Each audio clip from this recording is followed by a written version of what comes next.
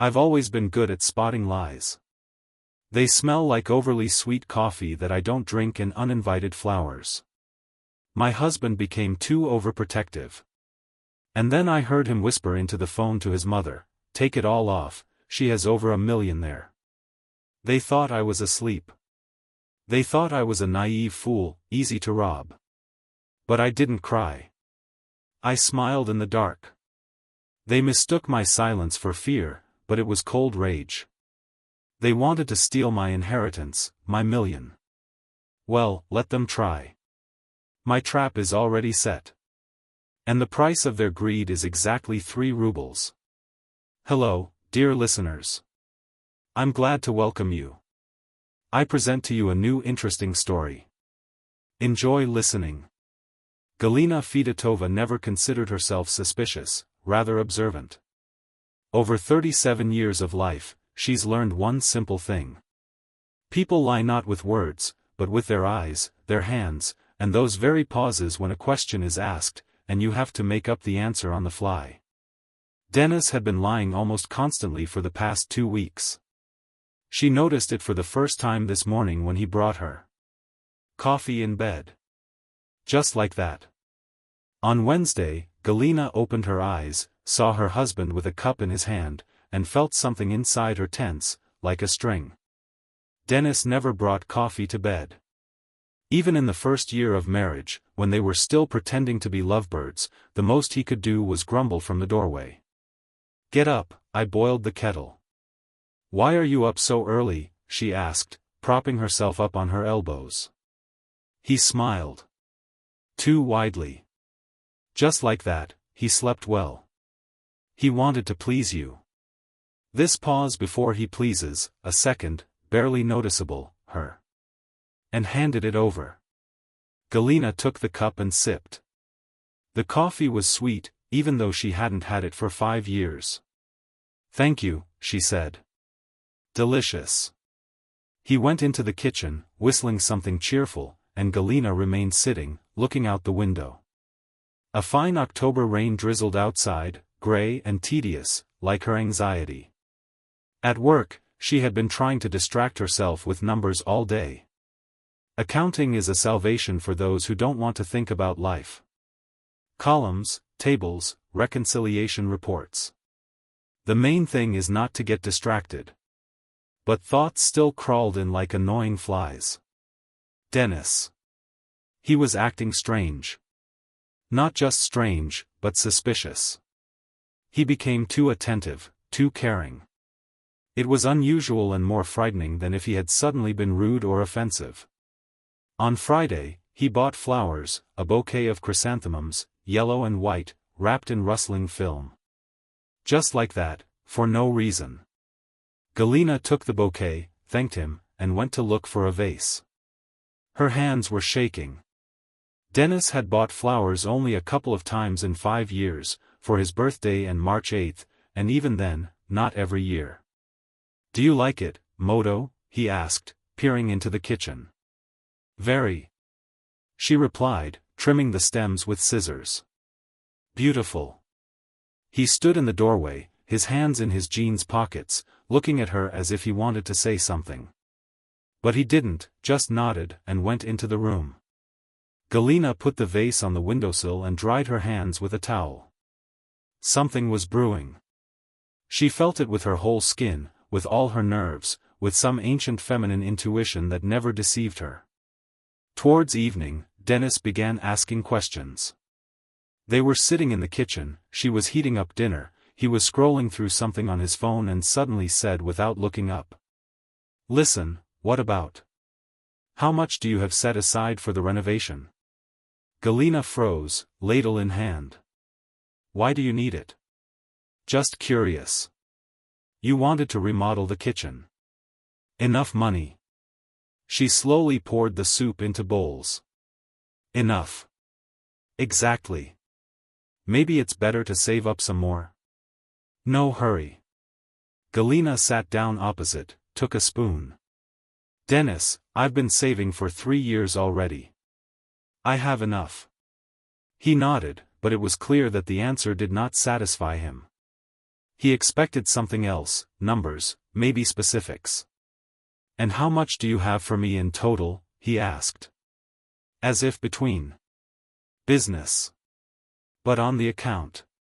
She looked up at him. "Enough." He smiled, but somehow tensely. Okay, if you don't want to talk, don't.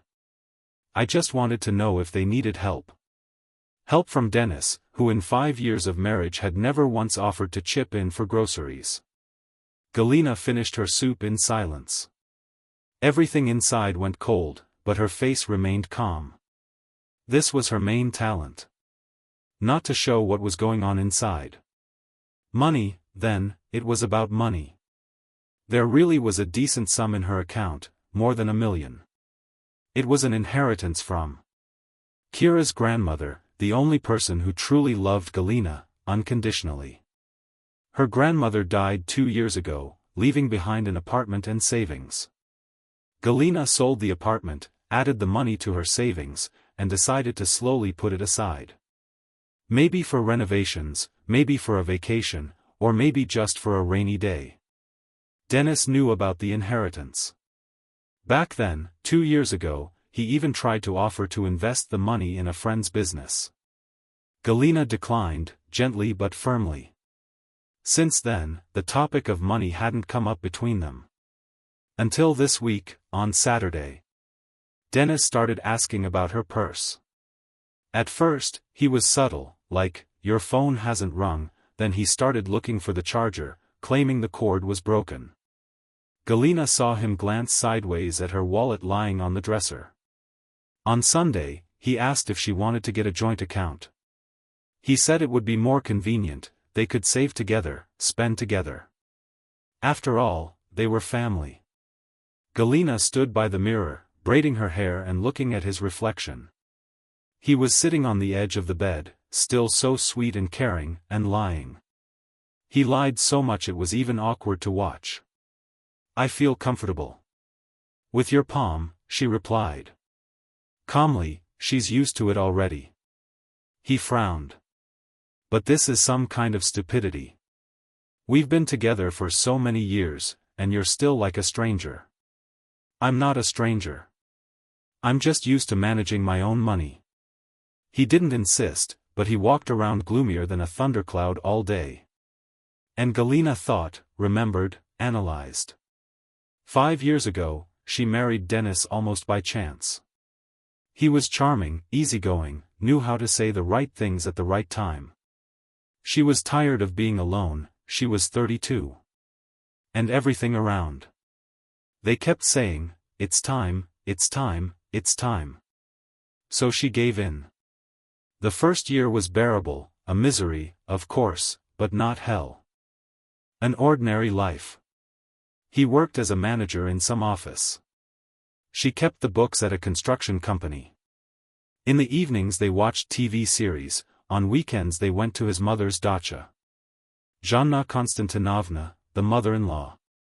She was the real driver of all the troubles in their marriage. She appeared in their lives with enviable regularity. Sometimes she needed help with repairs, sometimes to borrow money for medicine, sometimes just to come and to sit, because it was boring to be alone. Galina tolerated it. At first, out of politeness, then out of habit. Zhanna Konstantinovna was a peculiar woman, tall, large, with neatly styled hair and a perpetually dissatisfied expression. She believed that the world owed her.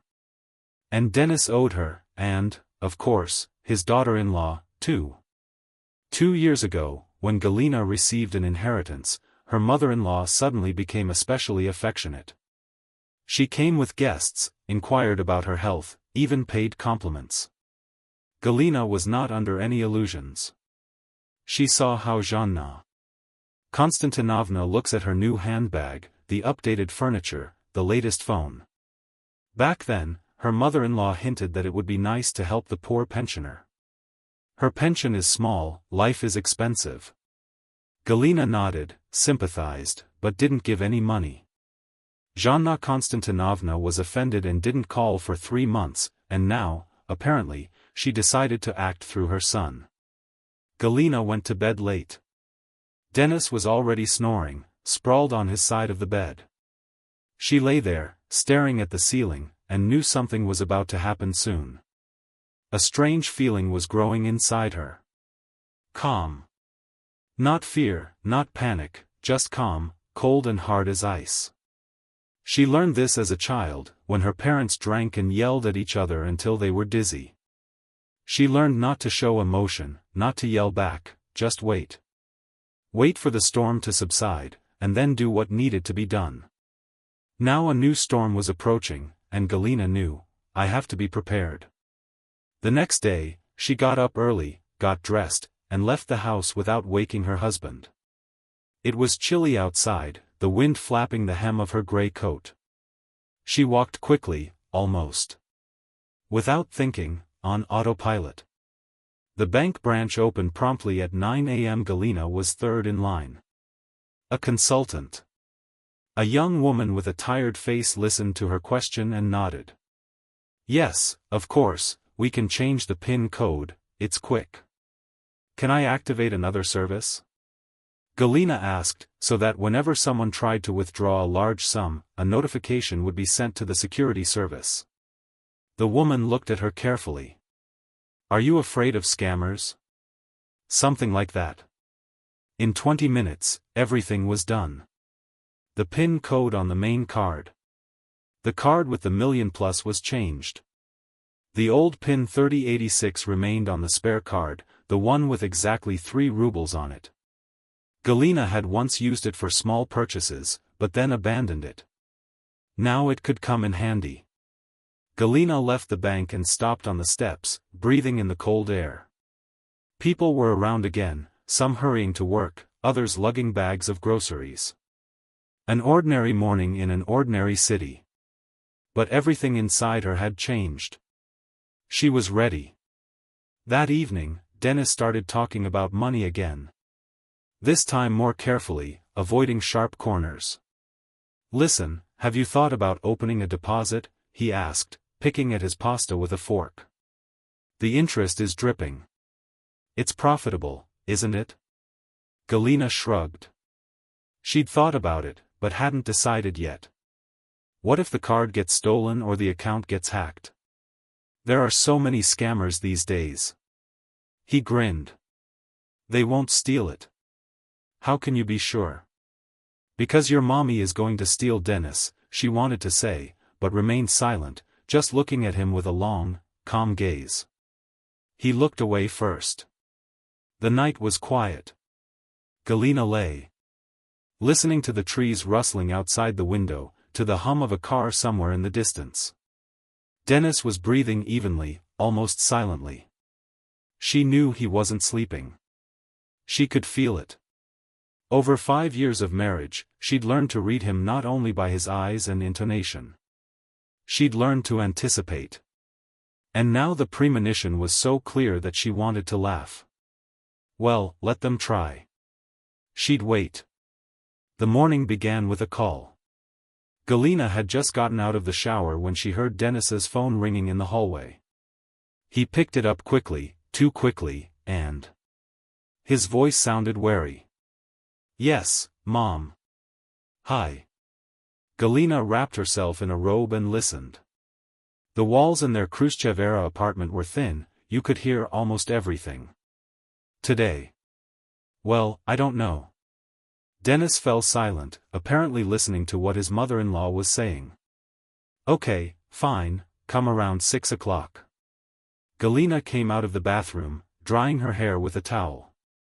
Dennis stood by the mirror, buttoning his shirt, and pretended not to notice her gaze. Is Mom coming? She asked calmly. He shrugged. Yeah. She wants to talk about some of her things to do. I see. She went into the kitchen and put the kettle on. Her hands were calm, but inside she felt a tight knot. So, it was starting. At work, Galina tried to concentrate on the reports, but her thoughts were racing. She imagined opening the door in the evening and seeing her mother-in-law standing there with her fake smile and that special look, greedy, assessing. Zhanna Konstantinovna knew how to play the victim. A poor, lonely woman, abandoned by everyone except her beloved son. In reality, she had a decent pension, a one-room apartment in the center, and healthy legs so she wouldn't have to drag Denis to the dacha 20 kilometers outside the city every weekend. But Denis believed, or pretended to believe. Galina closed another file of numbers and leaned back in her chair. The window revealed gray rooftops, bare tree branches, and a sky the color of old asphalt. A dull October day, like thousands of others. Only today was special. She felt it with every fiber of her being.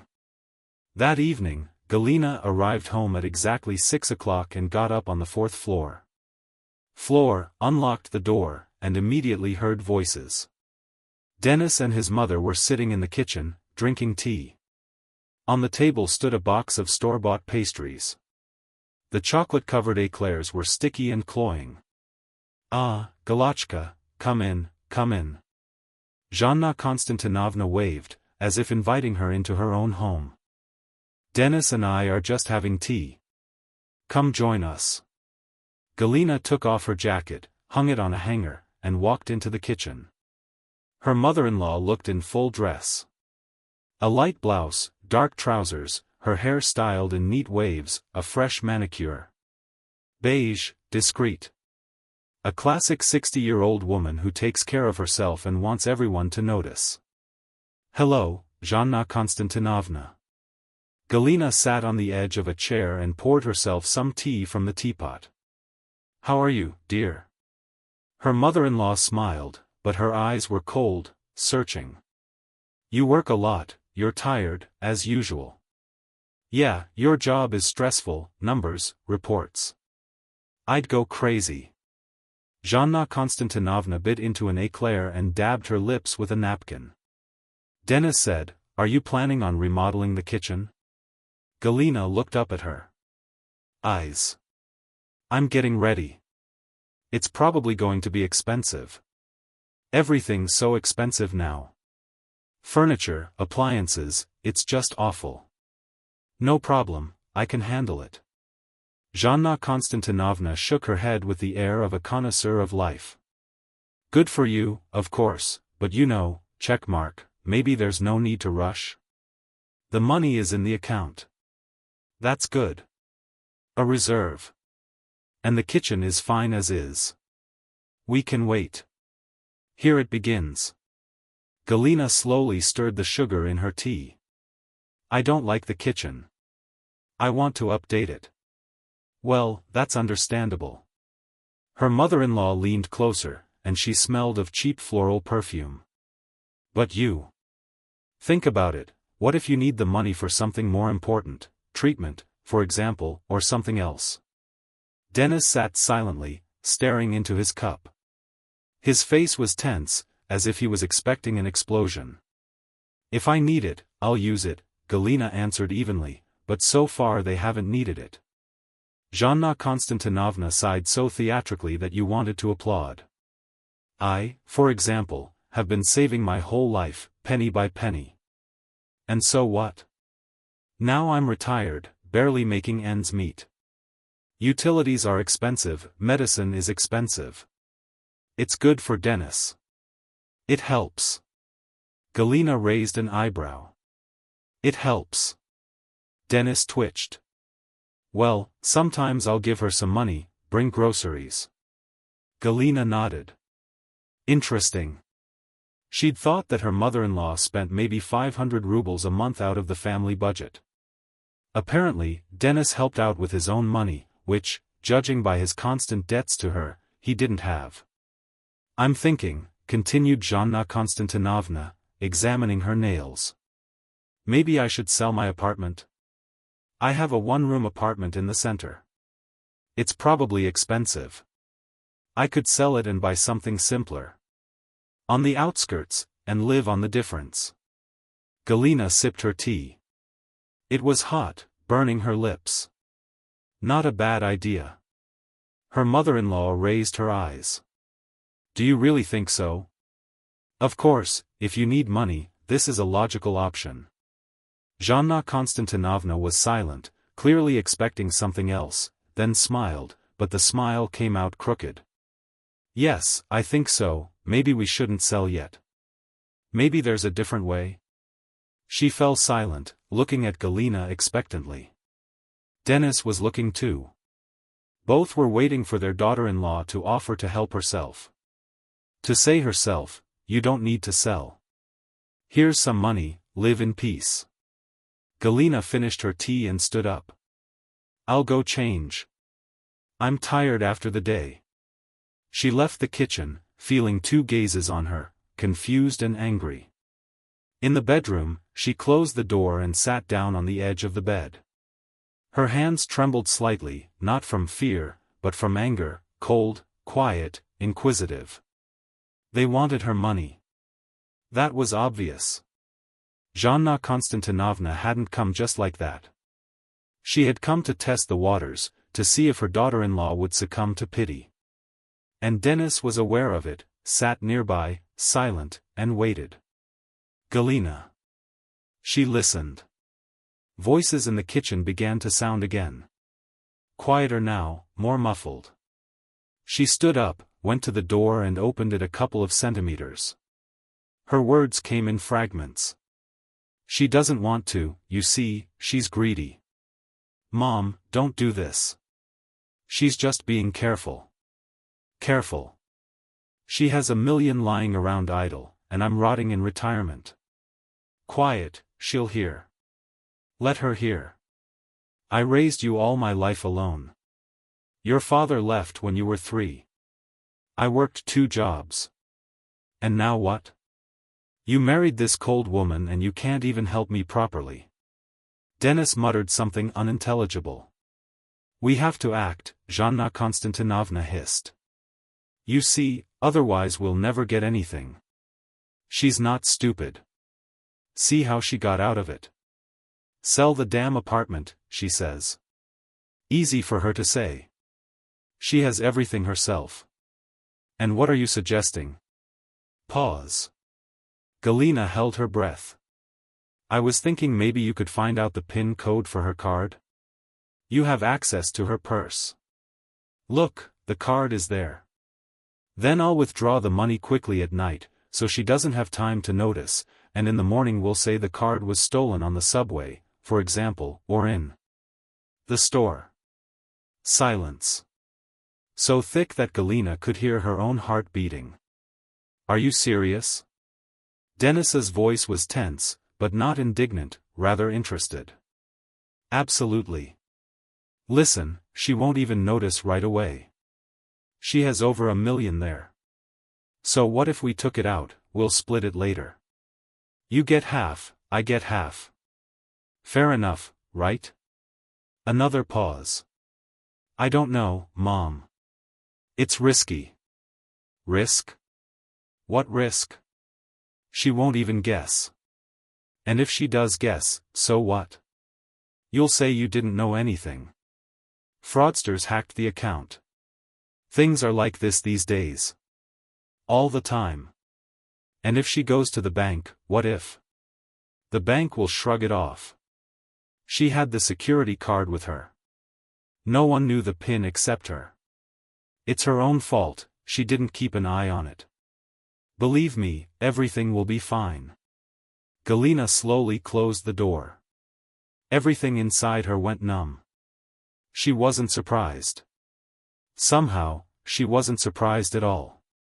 She knew Zhanna Konstantinovna was capable of a lot, but Denis's support was a blow, not strong, but accurate. She returned to the bed and sat down, folding her hands in her lap. She needed to think, weigh it, decide. What to do next. But the decision had basically already been made. That morning, when she was leaving the bank, Galina smiled. Subtly, barely noticeable. Let them try. About 10 minutes later, she came out of the bedroom. There was no one in the kitchen. Zhanna Konstantinovna was standing in the hallway, pulling on her jacket. Denis was helping her zip up. Are you leaving already, Zhanna Konstantinovna? Galina asked, leaning against the doorframe. Her mother-in-law turned around. Her face was tense. Unfriendly. Yes, I have things to do. Thank you for the tea, thank you. For the cakes, Galina answered politely. Zhanna Konstantinovna nodded, straightened her jacket and headed for the exit. Right at the door, she turned around. Galia, you should think about what I said. Family is important. We need to help each other. Galina looked her in the eyes. Of course, I'll definitely think about it. The door closed. Dennis returned to the kitchen, turned on the TV and sat down on the sofa. Galina followed, picked up the dirty cups from the table and carried them to the sink. Listen, Dennis began without turning his head. Mom, it's true, is in a tough spot. Maybe we can still help. Well, a little. For example. Galina washed the cup and put it on the drying rack.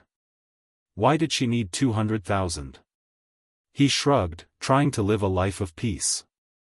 Dennis, your mother has a pension, she has an apartment. If she really needs money, she can sell the apartment, like she said, or find a part-time job. Galina turned around, drying her hands on a towel. She's 62. Plenty of women that age work.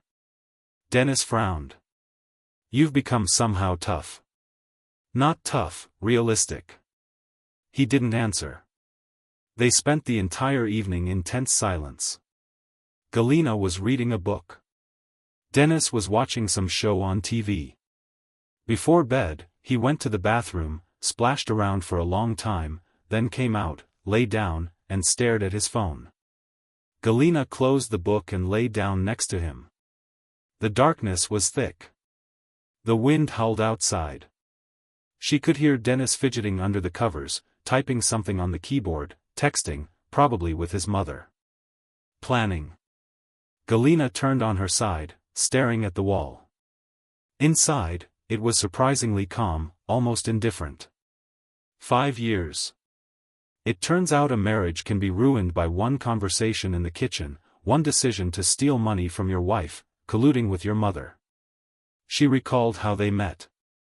A typical story, mutual friends, a party, conversations until the morning. Dennis seemed interesting and lively back then. He joked, told stories, and was a good listener. Then there were flowers, walks, a first kiss in the rain, romance. In short, the wedding was modest. Galina insisted, she didn't want pomp, guests, or debts on loans for the banquet. They celebrated in a cafe with friends and all. Dennis agreed easily then. He said that the main thing, yes, was to be together, and not to put on airs. Nice words. Too bad they were empty. The next day, Galina got up early. Dennis was still asleep, sprawled out across the bed. She dressed quietly, grabbed her purse, and left the apartment. It was fresh outside, smelling of wet leaves and smoke from someone's stove. Galina walked slowly, thinking over her plan. The card with 3 rubles was in her wallet. The pin was old, the third weight, 3086. Dennis knew it. Sometime 3 years ago. She asked him to withdraw money from the ATM. She couldn't leave work. He withdrew it and brought it back. She hadn't considered then that he might have remembered the pin. Now it was handy. The main card was in another compartment of the wallet. The pin on it was new, different. Dennis didn't know it and wouldn't recognize it. Galina went into the grocery store, bought bread, milk, and eggs, came out, stood by the pharmacy window, looking at the vitamin ads. Life went on as usual. People hurried about their business. Buses rumbled at stops. Somewhere in the distance, a crow cawed. An ordinary day. She came home for lunch. Dennis was sitting in the kitchen, drinking coffee and looking out the window. When she came in, he turned around abruptly. Where were you? At the store. Galina put the bag on the table. There were no groceries. He nodded, but his gaze was suspicious. Listen, did you happen to change your card? Is there a PIN code or something? Galina took the milk out of the bag and put it in the fridge. No. What? Yeah, just thinking. Maybe it's for security? I don't see the point. I'm fine. He paused, then stood up and left the kitchen. Galina heard him walking around the room, looking for something. Then silence again. That evening he went for a walk, saying he needed to meet a friend to discuss work matters.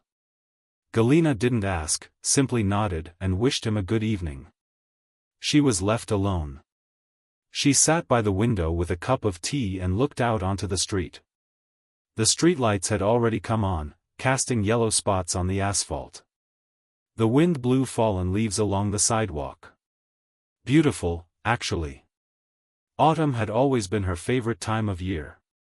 Galina thought of Grandma Kira. She knew how.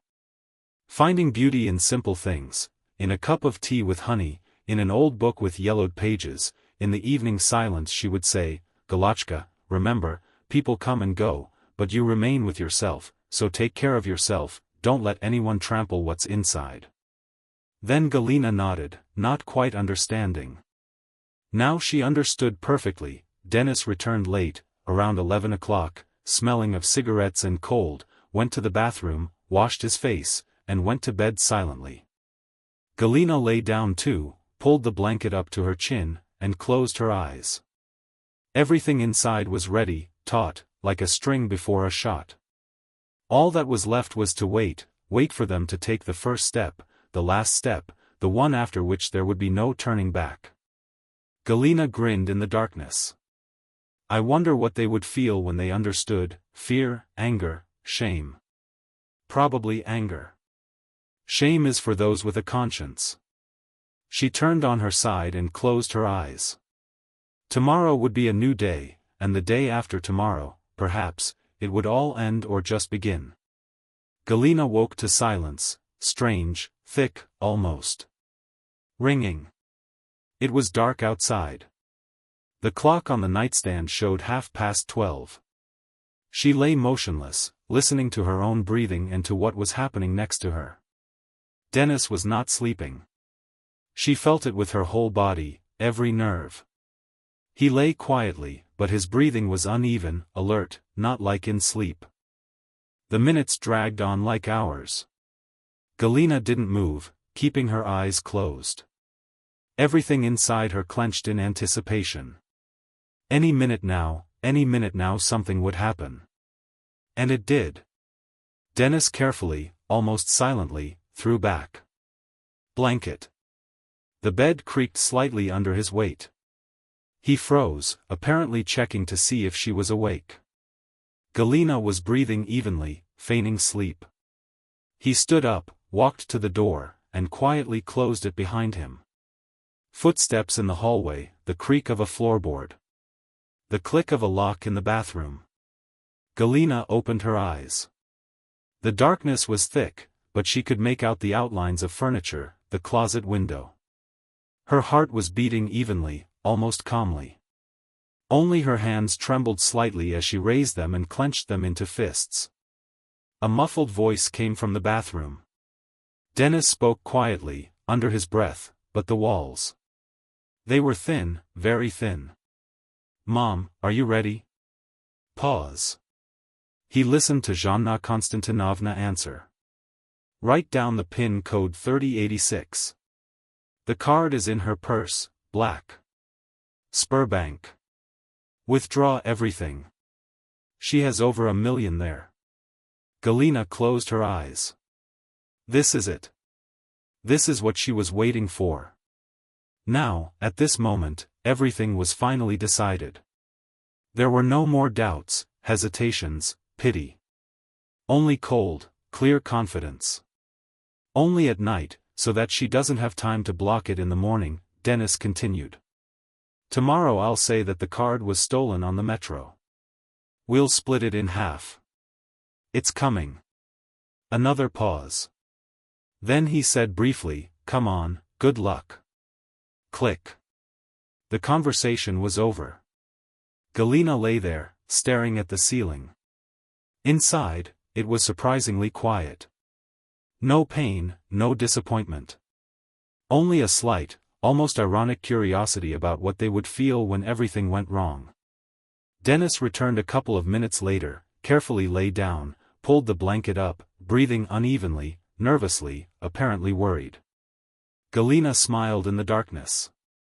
No matter, she would soon be even more worried. She turned on her side, settling in. Get comfortable. She didn't feel like sleeping, but she had to act it out. She closed her eyes, relaxed her shoulders, slowed her breathing. Let him think she didn't hear anything. Let him hope. Time crawled slowly.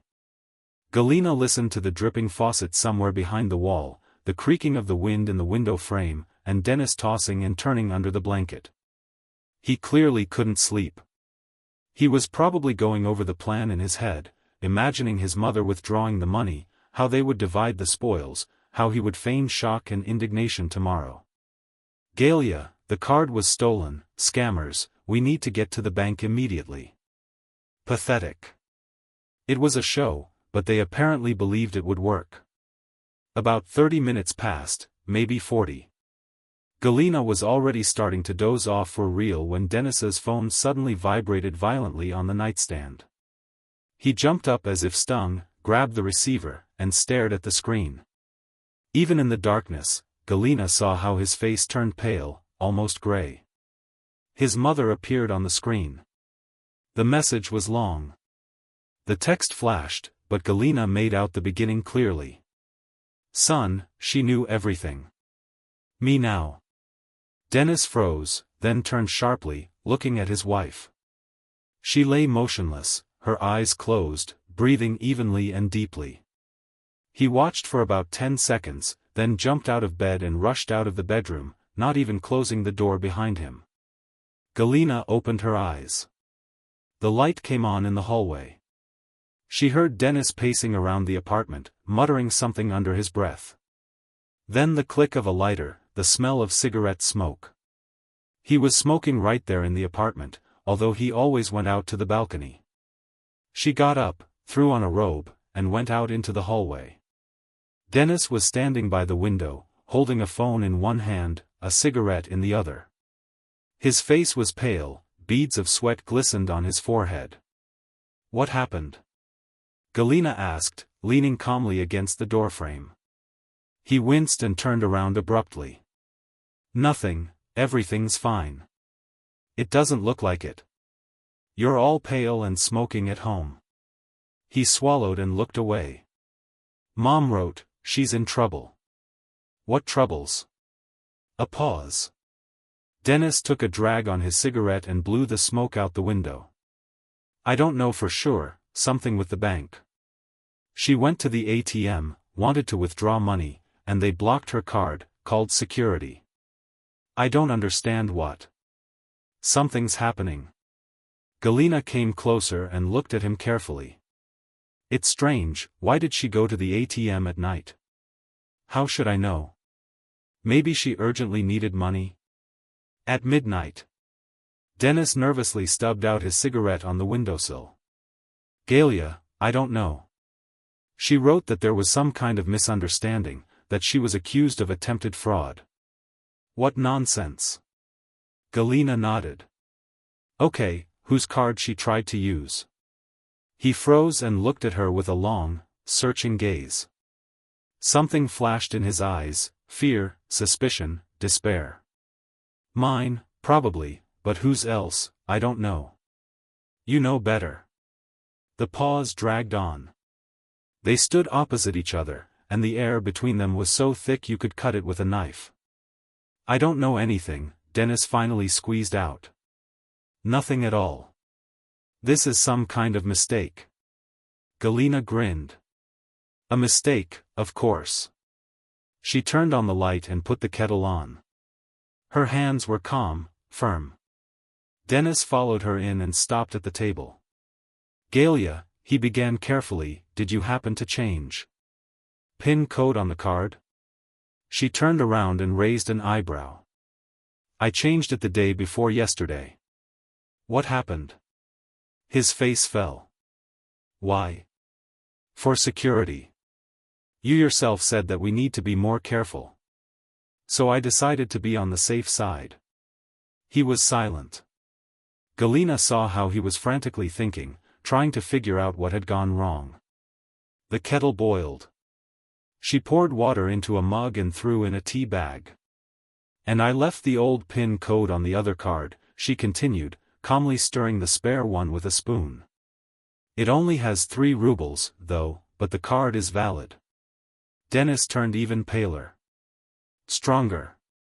3 rubles. Yeah. But the card is linked to a security service.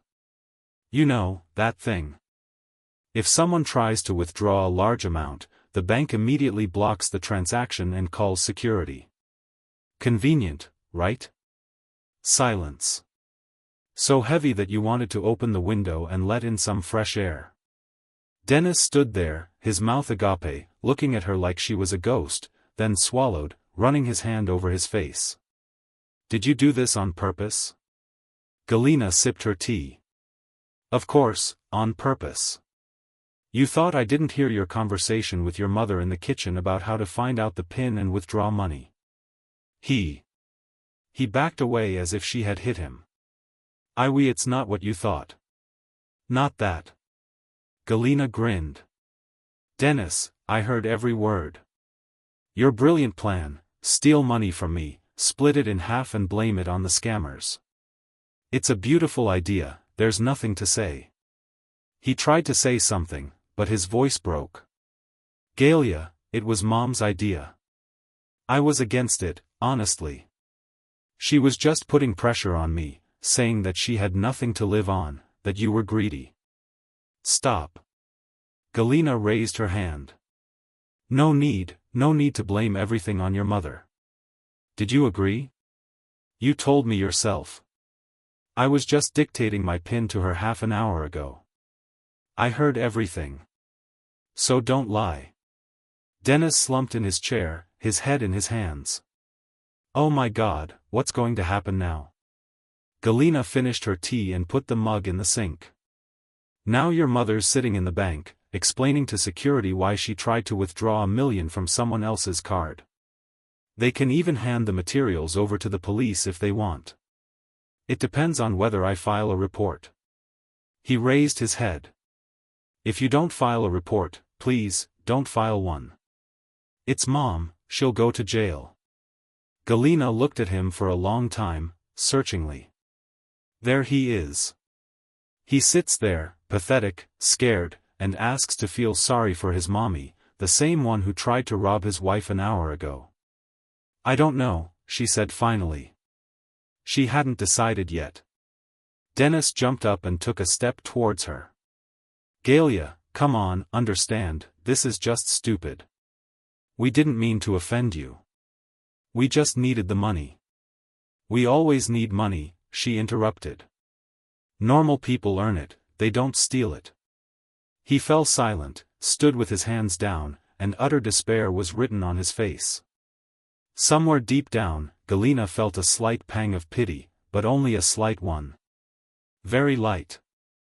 Go to bed, she said tiredly. We'll talk in the morning. In the morning? Yes, in the morning I'll tell you what I've decided. But for now, go. Dennis nodded, shocked, and trudged to the bedroom. Galina remained standing in the kitchen, looking out the window. It was beginning to get light outside the glass. The gray pre-dawn sky was visible through the darkness. The city was waking up slowly, reluctantly. Dennis's phone vibrated again in the hallway. Galina went out and picked it up from the floor. Another message from Zhanna Konstantinovna. Dennis, they're interrogating me. They say that this is an attempted theft. What should I do? Galina chuckled and put the phone back. Let Dennis deal with his mother himself. She played her part, returned to the kitchen, and sat by the window. The streetlights hadn't gone out yet, although the sky was already brightening. The few passers-by were hurrying about their business. Somewhere in the distance, a truck honked. An ordinary morning, an ordinary day. Only for her, this day was a turning point. Galina took her phone out of her robe pocket and typed a message to her friend Sveta. "Hi. Can I come over today? We need to talk." Reply came almost instantly. "Of course. What happened? I'll tell you when we meet. I'll be over in about an hour." Galina put the phone away and leaned back in her chair. It was calm inside. Not happy, not sad, just calm. Like after a long illness, when the crisis had passed and all that was left was to wait for recovery, she lived with Dennis for 5 years. 5 years of hopes, habits, compromises, 5 years of illusions that everything would somehow work out. But now there are no illusions left. Only facts remain. Fact 1, her husband and his mother were planning. Steal her money. Fact 2, they didn't feel a shred of remorse. Fact 3. So it's all over. Galina stood up and went to the window. The sky outside had brightened completely, turning a pale pink. A beautiful dawn. Too bad it had been such a nasty night the night before. Something crashed in the bedroom. Dennis, apparently, couldn't sleep and was tossing and turning. Galina listened. Then she heard muffled sobs. He was crying. She chuckled. Self-pity. That's all he's capable of. Not for her, not for the broken marriage, but for himself. Galina. She returned to the kitchen and began packing her bag. Documents, keys, phone, charger, everything she needed. She wouldn't be staying long, maybe 3 days, until she decided what to do next. The apartment had been bought before the marriage with her grandmother's money. So she wouldn't have to throw Dennis out. He'd leave on his own or his mother would take him, and then we'd see. Around 8 o'clock, she heard the alarm clock ring in the bedroom. Dennis got up and went to the bathroom. The water ran in the faucet. Galina was sitting in the kitchen, drinking her second tea of the morning and looking out the window. Dennis left. 20 minutes later, dressed but rumpled, with red eyes and a haggard face, he sat down opposite her and poured himself coffee from the Turk she had brewed. "Galia," he began quietly. "It's my fault. I understand. Forgive me. Please forgive me." She was silent. It was stupid. Terrible, idiotic stupidity. Mom talked me into it. I didn't think, but I didn't want to betray you. Honestly, Dennis, she interrupted calmly. You dictated the PIN code for my card to your mother and told her to withdraw all the money. That's betrayal, the most. Present. He clutched the mug with both hands, staring into the dark coffee. What are you going to do? I don't know. I'll probably file for divorce. He shuddered. Divorce? Galia? Well, wait, let's talk it over. I'll improve, I swear. She shook her head. You won't improve. You are who you are, and your mother is who she is. I don't need a family where I'm treated like a cash cow. Dennis opened his mouth to object, but then his phone vibrated again. He grabbed the receiver, looked at the screen, and turned pale. Mom, he whispered. It's ringing. Galina nodded.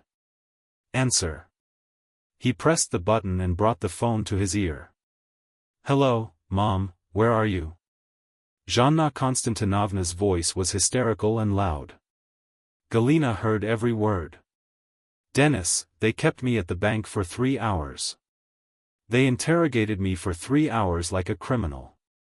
They said they could hand over my documents to the police. This is all your wife's fault.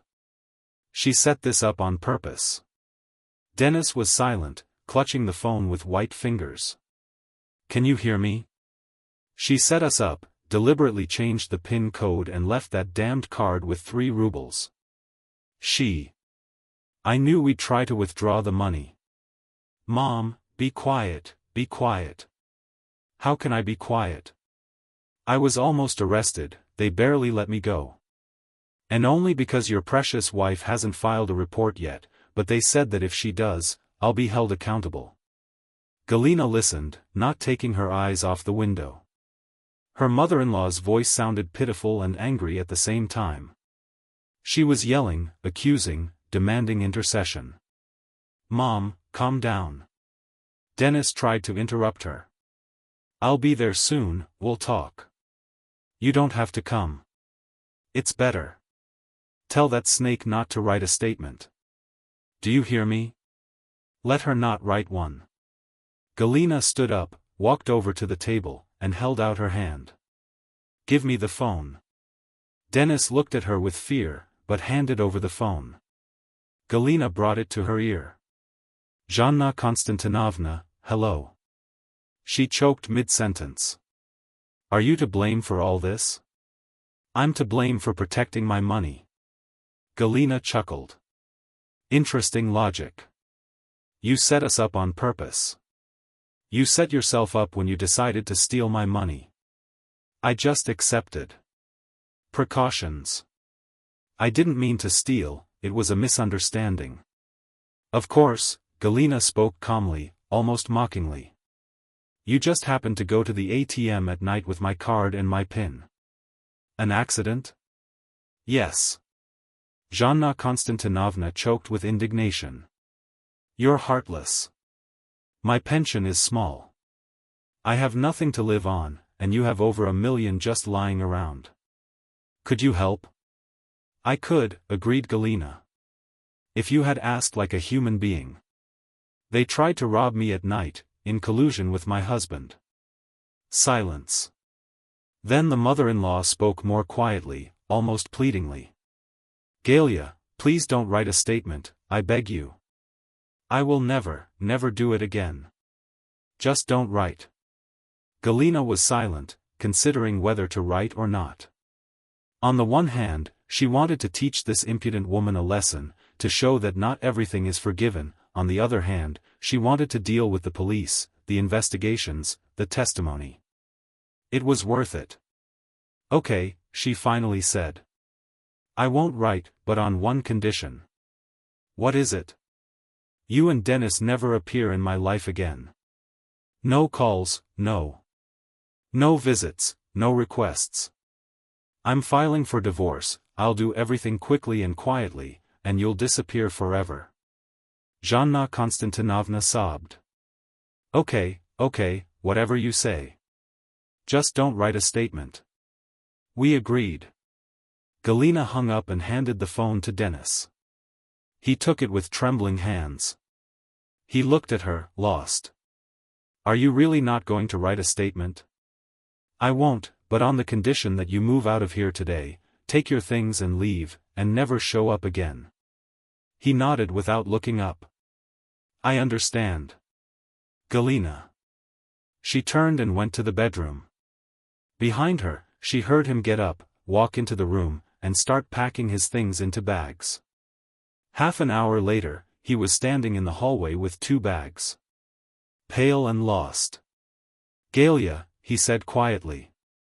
I'm sorry, I really didn't mean to. She raised her hand, stopping him. I don't need to, just go. He nodded, opened the door, and walked out. The door closed quietly, almost silently. Galina was left standing in the hallway, looking at the closed door. It was empty inside. Not painful, not sad, just empty. Like after a long. When her fever had subsided and only weakness remained, she returned to the kitchen and sat by the window. The wind rustled outside, driving gray clouds across the sky. The day promised to be gloomy. Galina took out her phone and messaged Sveta. She changed her mind, I won't come, everything has resolved itself. The answer came almost immediately. Are you okay? Yes, perfectly fine. She put the phone away and looked out the window. Life went on as usual. People hurried to work. Buses rumbled at stops. Somewhere in the distance, children laughed. An ordinary day. The first day of a new life. Galina smiled. Weakly, but sincerely. Now she knew for sure, justice doesn't always come through the police or revenge. Sometimes it comes naturally, through 3 rubles on a card, a mother's greed, and one's own foresight. The morning after Denis's departure was surprisingly quiet. Galina woke up late, around 10 o'clock, and the first thing she felt was an unusual lightness.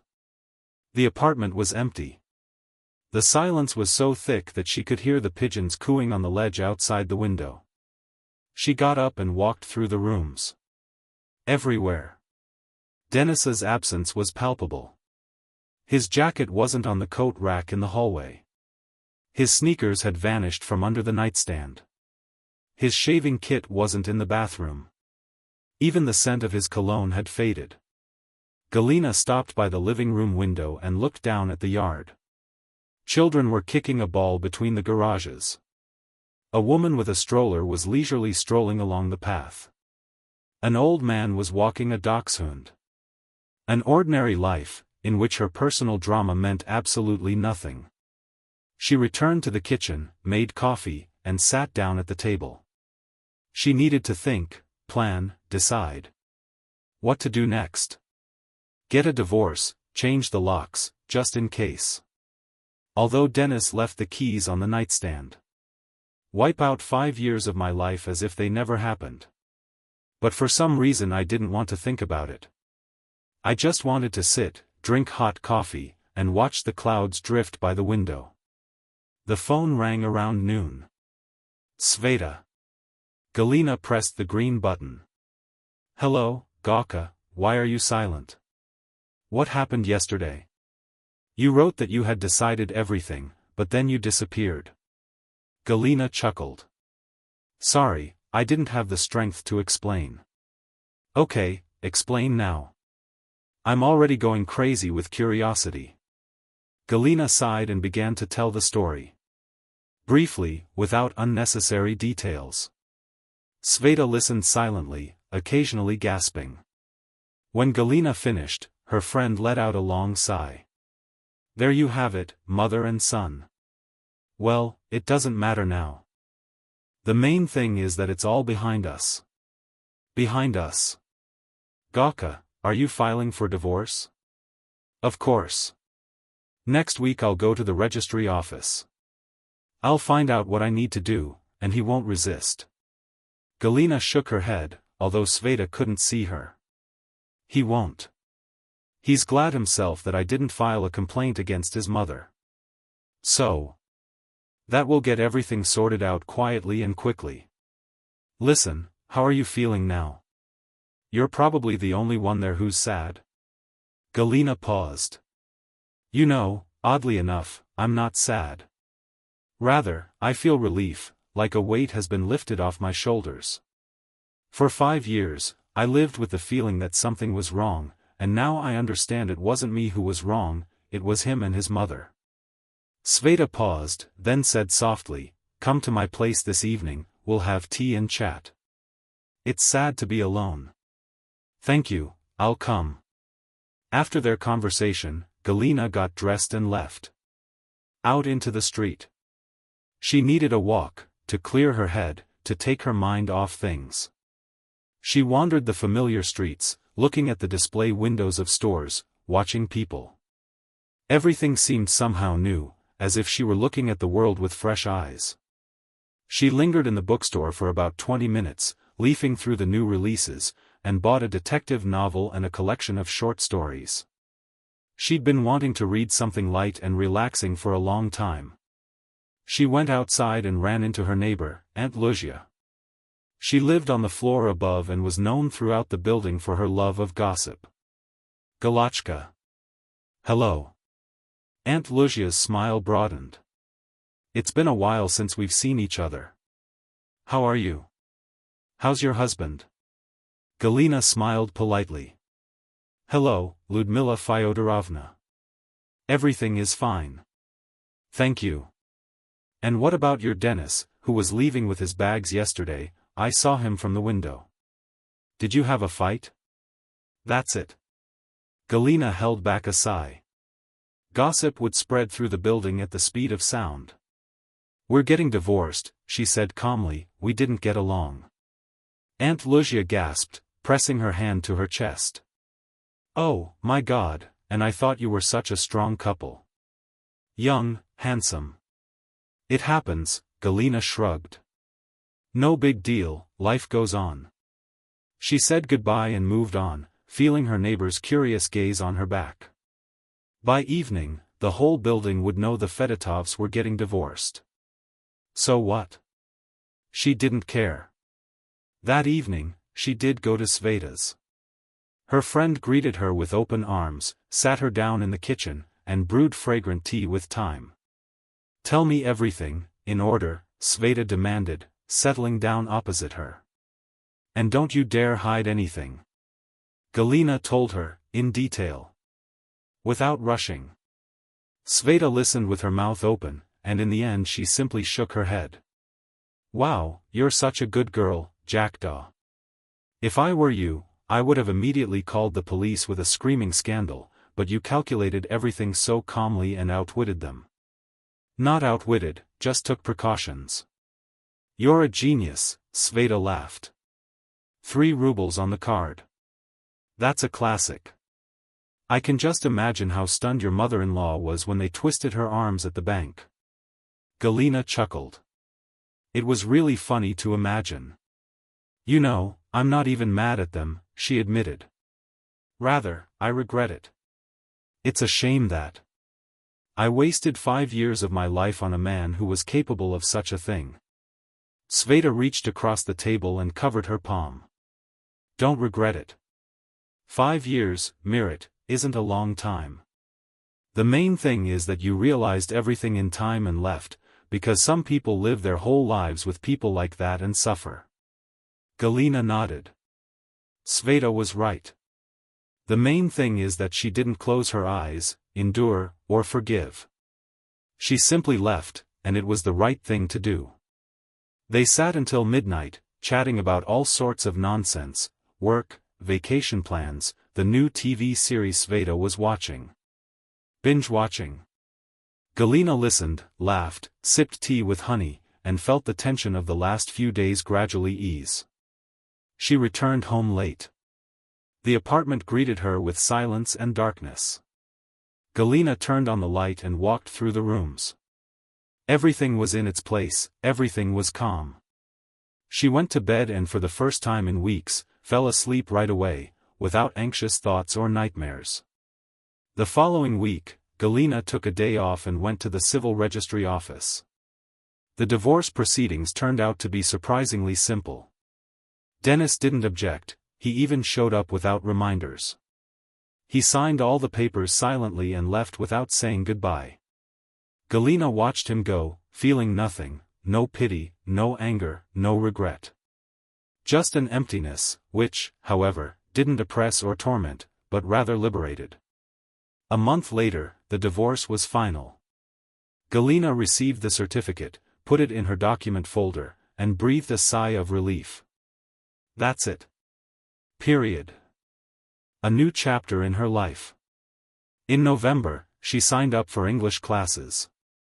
She'd long wanted to brush up on her knowledge, but never had the time.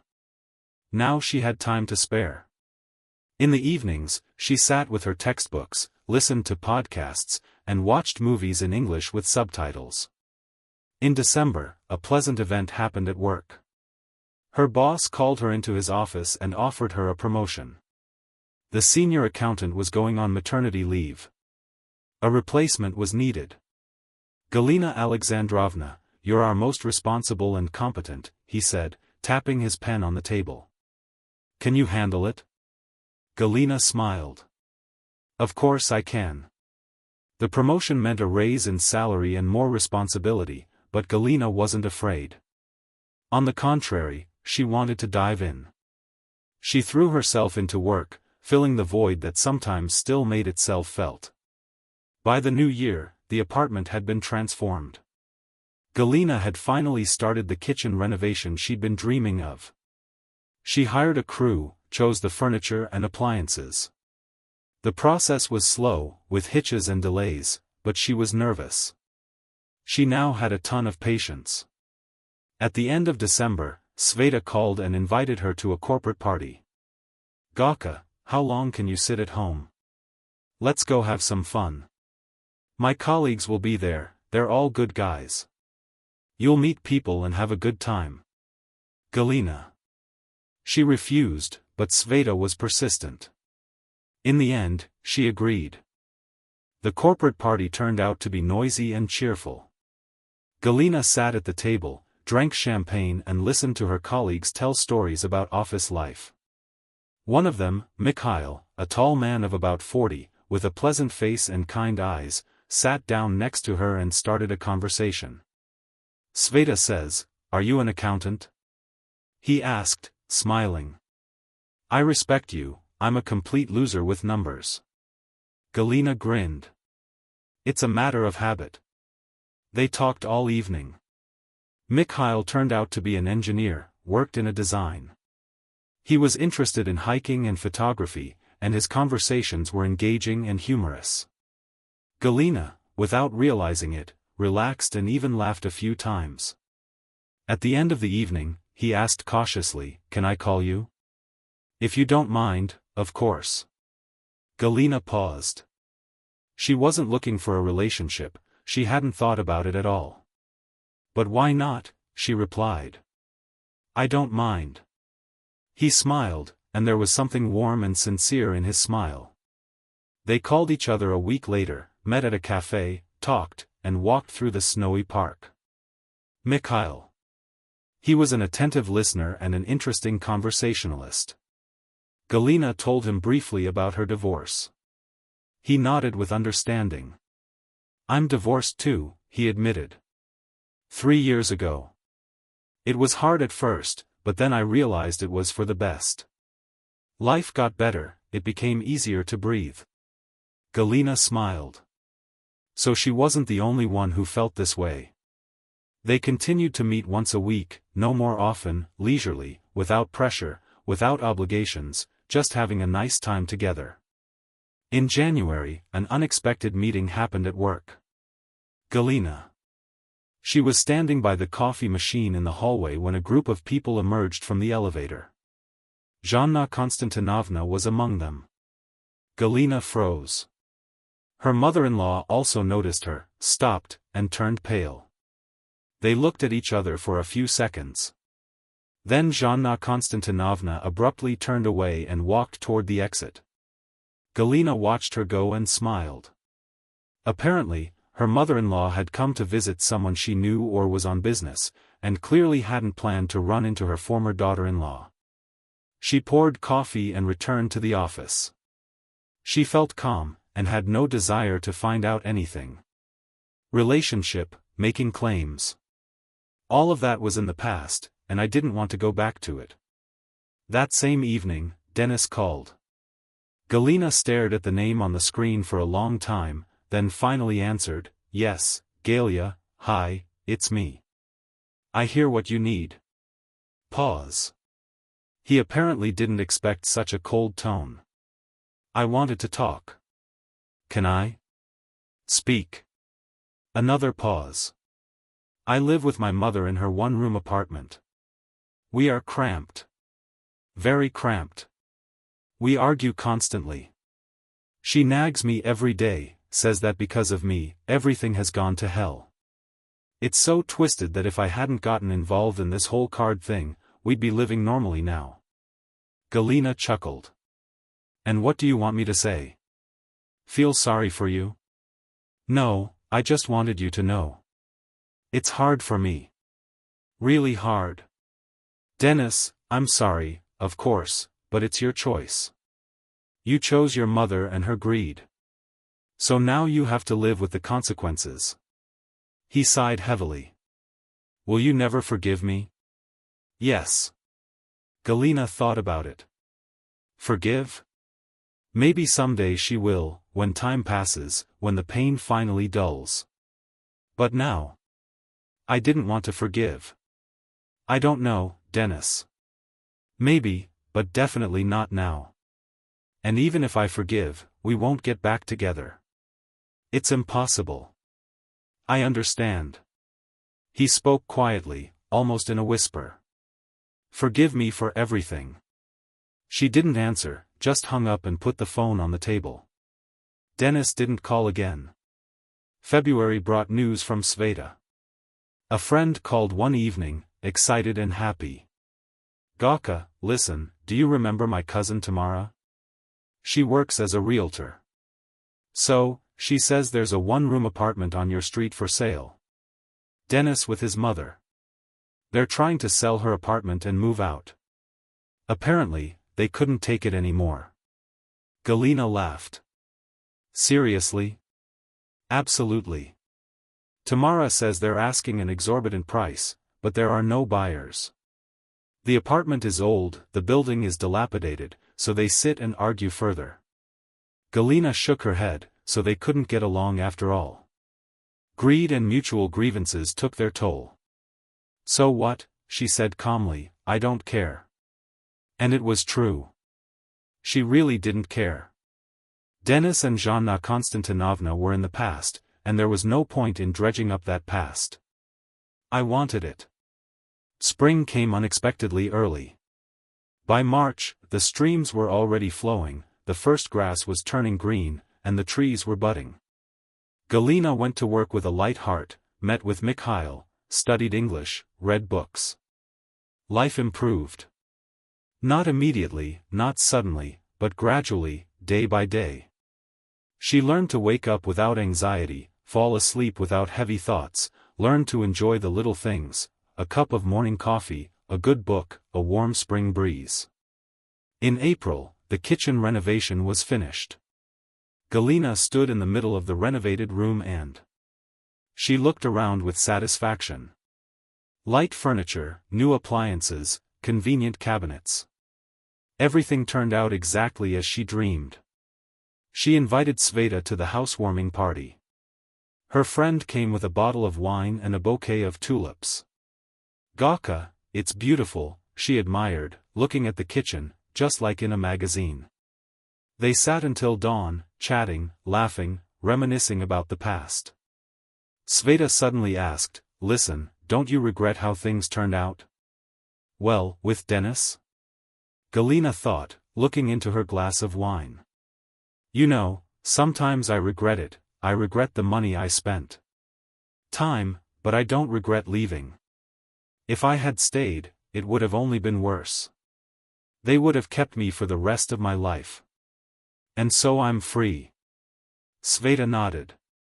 Right. You're great. Not every woman would dare to do that. Galina chuckled.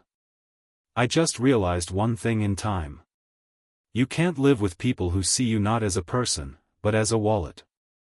You can't forgive betrayal. Even if it's your husband, even if you regret the wasted years, Sveta raised her glass. To you, to your strength and wisdom. They clinked glasses, and Galina felt something quiet inside. It had finally healed. A week later, Aunt Luzia called her. Galina was surprised.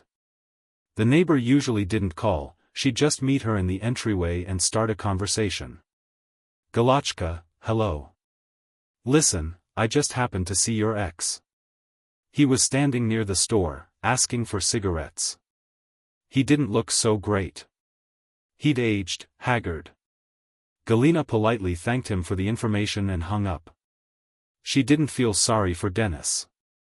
He'd chosen his own path, so let him walk it now. She went to the window and looked out. Spring had arrived. Finally. The trees were covered with new leaves. Children were racing bikes in the yard. Someone was planting flowers in the flower bed. Life went on, ordinary, simple, without drama or betrayal. And it was wonderful. Mikhail called in the evening and suggested they go out of town for the weekend, see an old estate, and stroll through the park. Galina agreed with pleasure. They went on Saturday. The estate turned out to be beautiful, well-kept, with a pond and century-old oaks. They strolled leisurely, talking, laughing. Mikhail told stories from his hikes. He showed her photographs.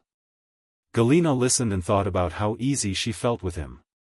No tension, no omissions, just warmth and calm. On the way back, Mikhail suddenly asked, "Galina, have you thought about the future? About what will happen in a year or two?" She looked out the window at the fields and copses passing by.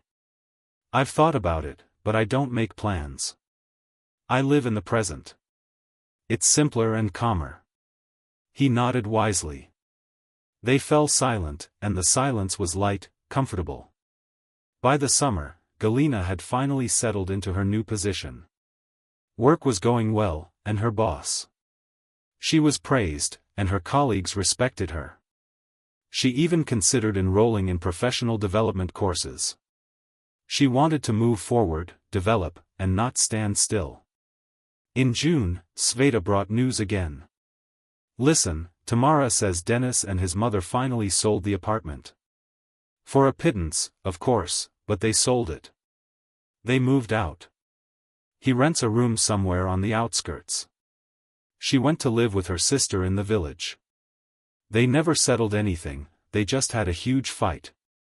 Galina chuckled. "Justice prevailed, then." "Aha. Sveta." She nodded. "You know, there's a saying, what goes around comes around. They sowed greed and meanness, and now they reap it." Galina finished her tea and looked out the window. The bright summer sun shone outside, the birds sang, and the flowers in the flowerbed were fragrant. Justice really doesn't always come through the police. Sometimes it comes through 3 rubles on a card, a mother's greed, and one's own foresight, and then life itself puts everything in its place. Galina smiled. She was free, happy, and calm. Summer was ahead, new plans, new opportunities, and the past remained where it belonged. In the past. She stood up, walked to the window, and flung it wide open.